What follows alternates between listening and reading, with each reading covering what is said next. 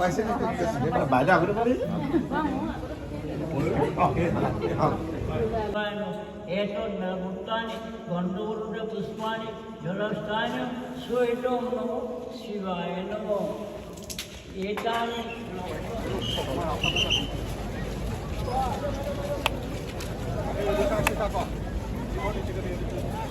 নমস্কাৰ শুভ সন্ধ্যা উপস্থিত সমূহ সদাশয় ৰাইজক জনাবলৈ পাই সুখী হৈছোঁ শিৱসাগৰ দৌল উন্নয়ন পৰিষদৰ উদ্যোগত 5 দিনীয়াকৈ আয়োজন কৰা শ্ৰী শ্ৰী মহাশিৱৰাত্ৰি পূজা আৰু মেলালৈ আজি শুভ এই পবিত্ৰ ক্ষণত তেখেতৰ উপস্থিতি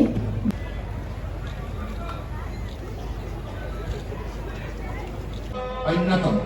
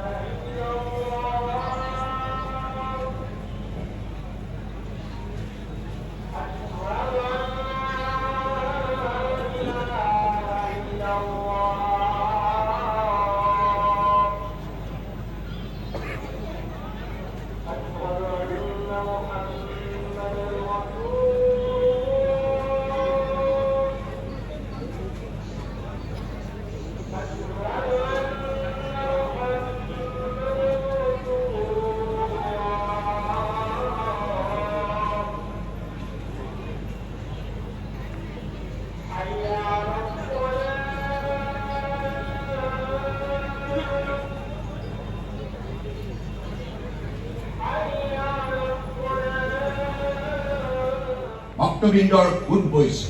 গতিকে সেইবাবে এইটো একোটা মহাস্থানে তেনেধৰণে বিশ্বৰ মানৱ সমাজত ইতিবাচক দৃষ্টিভংগীৰে জীয়াই থকাৰ বাবে অনুপ্ৰাণিত কৰিব পাৰে আৰু জীৱনক সঠিকভাৱে পৰিচালনা কৰাৰ মনোবল যোগান ধৰিব পাৰে গতিকে মই ভাবোঁ যে এইবিলাক অমূল্য সম্পদ আমি জীয়াই ৰাখিব লাগিব আমাৰ বাবে প্ৰাণী জগতৰ বাবে প্ৰকৃতিৰ বাবে গতিকে আজি শুভক্ষণত মই অত্যন্ত আনন্দিত যে আপোনালোকে মোক এইখন সুযোগ প্ৰদান কৰিলে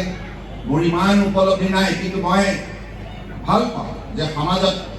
সদায় এই পৰম্পৰাটো জীয়াই থকাটো মই বিচাৰোঁ মনে প্ৰাণ শ্ৰদ্ধা ভক্তি মৰম চেনেহ আন্তৰিকতা মানৱ প্ৰেম যুগে যুগে থাকিব লাগিব